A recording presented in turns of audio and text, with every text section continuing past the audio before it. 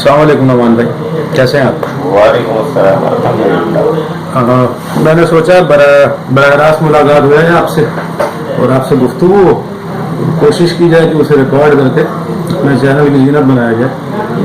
بتائیں بالکل، تو مختلف سوالات ہیں، اس حوالے سے جو آپ سے ہم کریں گے، کوئی طے شدہ فارمیٹ نہیں ہے کہ اس میں آپ کو سوالات بتائے جائیں یا اس میں کوئی باقاعدہ سیاسی مارجن رکھ کے اس کے جوابات دیے جائیں۔ سب سے پہلے تو کراچی کا جو مسئلہ ہے کے الیکٹرک کا، پچھلی کتنی دہائیوں سے یہ سلسلہ چل رہا ہے۔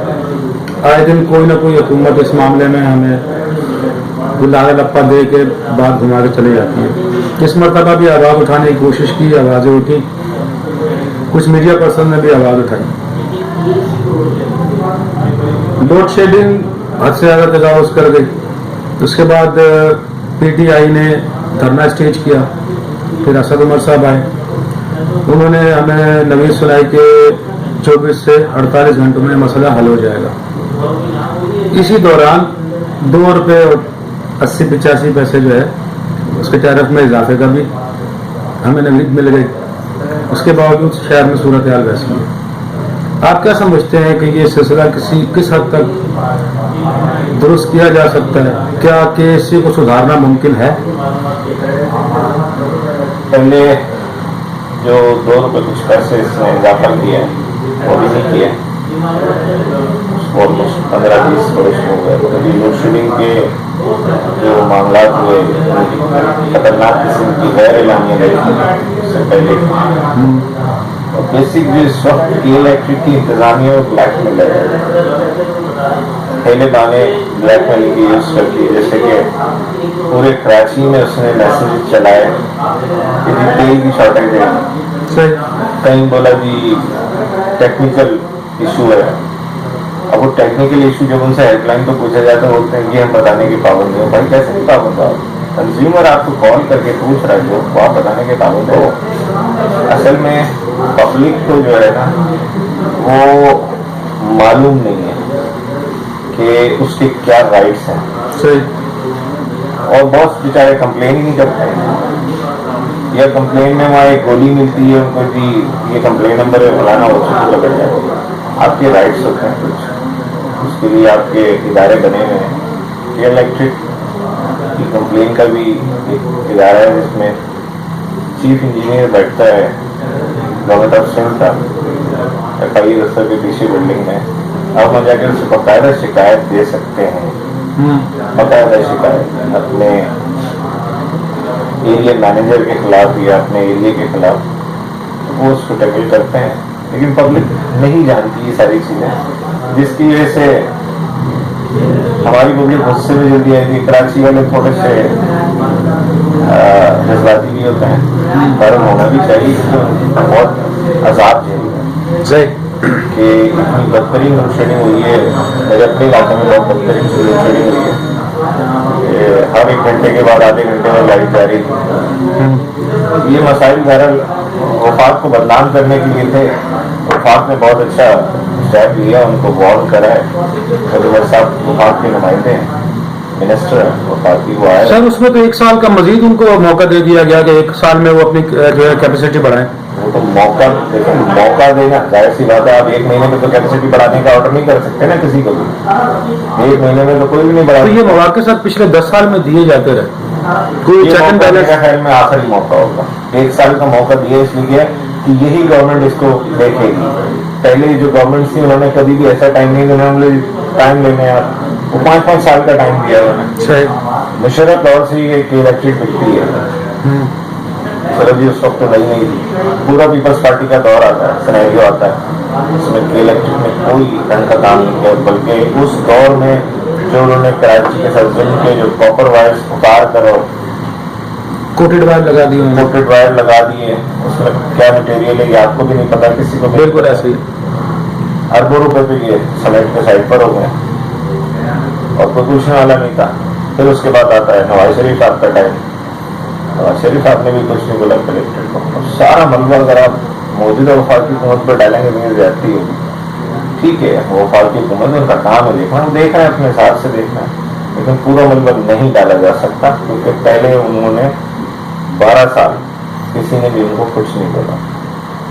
تو اب بھارت گورنمنٹ نے بہت اچھا اسٹیپ لیا ہے. ارشد عمر صاحب نے ان کو وارن بھی کرا ہے کہ اگر ایسے معاملے چلے ہو سکتا ہے گورنمنٹ ٹیک اوور کر لیں.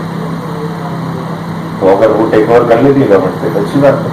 باقی الیکٹرک کو سدھارنے والی بات ہاتھی کو رکشے میں بٹھانے والی بات ہے. اونٹ تو بیٹھ گیا رکشے میں, ہاتھی کا ممکن نہیں ہے رکشے میں بیٹھنا, تو ممکن کہ وہ سدھر جائے.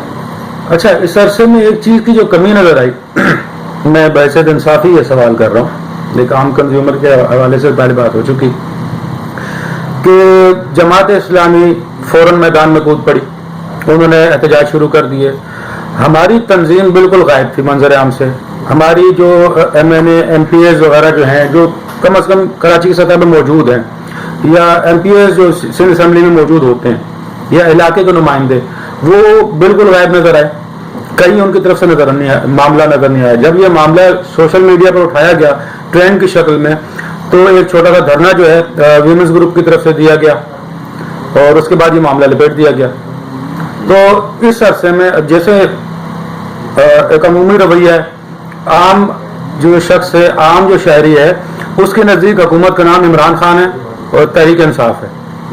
ٹھیک ہے, اس کی اپروچ یہ نہیں ہے کہ وہ 18ویں ترمیم اور 17ویں ترمیم یا 22ویں ترمیم کا مسئلہ سمجھے. اس نے چھوٹتے ہی گالی دینی عمران خان کو. تو یہ جو بیک لوپ ہے, اس درمیان جو لوپ آتا ہے, اس کو اس خلا کو فل کرنے کے لیے کوئی حکمت عملی نظر نہیں آئی. دیکھیں, میں آپ کو پہلے تو کلیئر کر دوں, پہلے دھرنا پی ٹی آئی نے شروع کر دیا تھا, جماعت اسلامی کا بعد میں ہوا. جماعت اسلامی صرف جماعت اسلامی مجرم ہے کہ الیکٹرک کو فروخت کرنے میں. صحیح, بہت کم لوگ جانتے ہیں.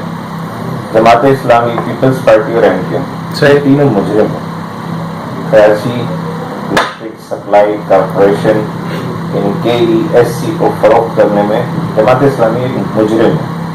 اور جماعت اسلامی نے جتنے بھی رول ادا کیے ہیں, کراچی دشمنی رول ہے. جماعت اسلامی نے کبھی بھی کراچی کے لیے اچھے کام نہیں کیے. اگر آپ بولتے ہیں کہ نعمت اللہ خان کا اکثر مجھے مثالیں دی جاتی, تو نعمت اللہ خان نہیں تھے وہ. اگر مشرف صاحب کا ہٹا دیں تو نعمت اللہ خان کی کیا حیثیت ہے. صحیح. اسی طرح کچھ لوگ کراچی کو اپ گریڈ کرنے میں مصطفیٰ کمال کو کریڈٹ دیتے ہیں. پیچھے سے آپ مشرف ہٹا دیں, مصطفیٰ کمال بھی زیرو ہی ہے. صحیح. تو جماعت اسلامی کا مثال تو میں کیا دوں کہ جتنا کراچی کو انہوں نے برباد کیا, کہ الیکٹرک میں انہی کی یونین ون کرتی تھی ہمیشہ سے, اور اس وقت بھی شاید انہی کی یونین ون کری تھی جب کہ الیکٹرک کا سودا ہوا. اس وقت کہاں تھے یہ لوگ؟ بعد میں ایک ٹوپی ڈرامہ 4000 ملازمین کے لیے, کوئی فائدہ تو نہیں ہوا نا. اچھا, عوام کا جو شعور ہے وہ اس طرح کے تماشے دیکھ کے فوراً متاثر ہو جاتے ہیں.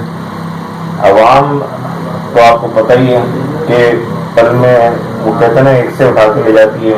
آپ بھی کرکٹ ٹیم کا ایک سینیریو دیکھ لیں, حفیظ اچھی اننگ کھیل لے تو حفیظ مطلب وہ 3 انچ چینل کی زینت بنتا ہے اور عوام گلیوں میں جاتا ہے. وہی حفیظ اگر کسی اور میچ میں سٹر پہ آؤٹ ہو جائے, اکثر ہو جاتا ہے حفیظ بیچارے کے ساتھ, تو وہ حفیظ گالیوں پر پھر گالیاں کھاتا ہے بیچارہ. یہ ہماری عوام کا یہ تو ایک اسٹینڈرڈ ہے کہ ہم بس اچھا ہی دیکھنا چاہتے ہیں, ہم برا کچھ نہیں دیکھنا چاہتے, چاہے وہ عمران خان کے لیے ہو چاہے وہ کسی کے لیے بھی ہو. بہرحال یہ آپ کی ایک قوم کا ایٹیٹیوڈ ہے کہ فوراً جو ہے نا اس کو کندھے پہ بٹھاتے بھی ہیں اور فوراً کندھے سے گراتے بھی ہیں. ایک آپ کو اکثر میڈیا میں بھی ایسے نظر آئے ہوئے اینکرز کو ایسے اٹھاتے ہیں اور پھر ٹھک کر کے ایسے بٹھا دیتے ہیں. وہی اینکر اگر حکومت کے خلاف چلا جائے, عمران خان کے خلاف ہو, فوراً نیچے آ جاتا ہے. تو میں ہمیشہ یہی بولتا ہوں قوم کو کہ جلدی نہ کرا, فوراً اس کو سر پہ ڈالو. تو احتیاط اچھی چیز ہے. اور جماعت اسلامی تو بہرحال اس کا تو سوچا یہی ہے, کبھی کہیں مظاہرے کرتی ہے, کام کیا کرے جماعت اسلامی؟ کچھ بھی نہیں, زیرو. جماعت اسلامی کتنے ووٹ پڑتے ہیں؟ کیونکہ کراچی میں میئر رہے عبد الستار افغانی, آپ کو یاد ہوگا, اور اچھا ٹائم گزارا ہے انہوں نے. اس کے بعد کہاں گئے ان کا ووٹر؟ کچھ تو غلط کیا ہے نا یار, کہ تمہارا ووٹر نہیں ہے تمہارے ساتھ. ان کا ووٹ بینک کتنا ہے؟ ایک ایم ایل اے کی سیٹ پہ 4000 ووٹر ہوتا ہے ان کا, ان کا پکا ووٹر ہے 4000 بس. جماعتیں زر تو جاتی ہیں 12 جگہ. تو کچھ تو غلط ہے جماعت اسلامی کا. जमात इस्लामी अपने आप को पावर शो के तौर पर लाती है और पावर शो के तौर पर ही इतिहास बैठ जाना। इस ज्यादा किरदार में जमात इस्लामी बहरहाल के इलेक्ट्रिक बेचने में एक मुलजिम है, उसको हम माफ नहीं कर सकते। उसमें तीनों मुलजिम है, कराची की 3 सियासी इकाइयाँ थी ना, एमपी भी शामिल, लेकिन एमपी का उस वक्त इतना वो होल्ड नहीं था, एक आध दूसरी थी। जमात इस्लामी के पास वो भी नहीं थी, बस एक मुजाहरा इनका रोड का बहुत अच्छा होता। ये तीनों मुलजिम है भारत, एमक्यूएम, पीपल्स पार्टी और जमात इस्लाम, ये तीनों मुलजिम। इलेक्ट्रिक को बेचने में इन तीनों का हाथ है। बहुत शुक्रिया नुमान भाई। कुछ मजीद सवाल आपके बाद इंशाल्लाह फिर आगे